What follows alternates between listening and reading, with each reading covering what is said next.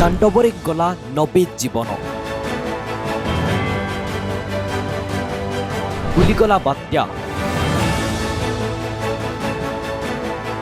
माड़ी आसुछि मौसुमी ओडिशा राज्य को महा अलर्ट समुद्र अचानक केतेबेले भी विपद माड़ी आसीपारे मे 12 रु 15 तारिख भितर बात्या होई पारे बात्या न हेले भी बात्या ठारू भयंकर घूर्णिझड़ होई पारे बास अपेक्षा थिला जेमिति समय और स्थान को आउ कालबैशाखीर अलर्ट भितर उत्तर प्रदेश पलटि गला बड़ टार्गेट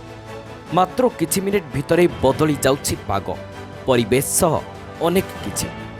सेही परिवर्तन भितर किए निज आत्मीय को हजाई देछि तो प्रकृति काहा कोल को शून्य कर देछि आज्ञा हाँ उत्तर प्रदेशर अनेक अंचल एमिति अचानक माड़ी आसिला धूम पवन प्राय 80 रु 100 स्पीड रे पवन बहिला घर द्वार सबु छिनछत्र करदेला केउठी गछ माटी रे लोटिला तो आउ केउठी शून्य रे मनीष उड़िला तेबे उत्तर प्रदेश रे घूर्णिझड़र तांडव केवल कैमेरा रे कैद होइनी यूपी इतिहास रे एक दुखद चिन्ह भी छाड़ी जाइछि जेमिति कारण झड़ परे होइथिबा वर्षा सारा राज्य को स्तब्ध कर देछि अचानक होइथिबा ए कालबैशाखी रे प्राय 90 जन प्राण हराइछन्ति सबुठारु अधिक लोकंक जीवन प्रयागराज एवं भदोही जिल्ला रे जाइछि घटना को नहीं मुख्यमंत्री योगी आदित्यनाथ गभीर शोक प्रकाश करिथिबा बेले नवीन पट्टनायक मध्य ट्वीट करी समवेदना जणाइछन्ति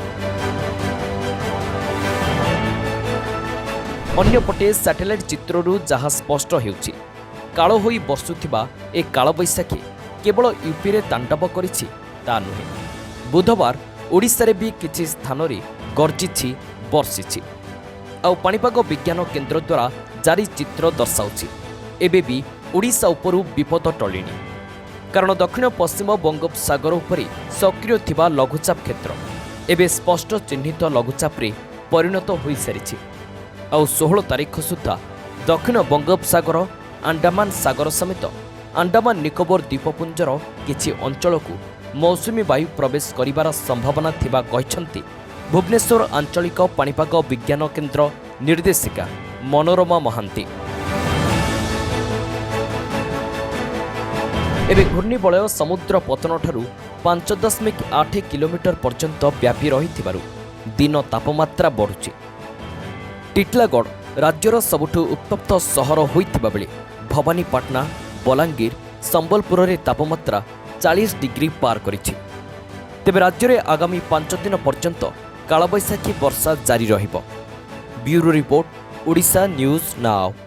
जदि आम वीडियो आपनकु भलो लागिछि तेबे आम चैनल को लाइक शेयर और सब्सक्राइब करंतु।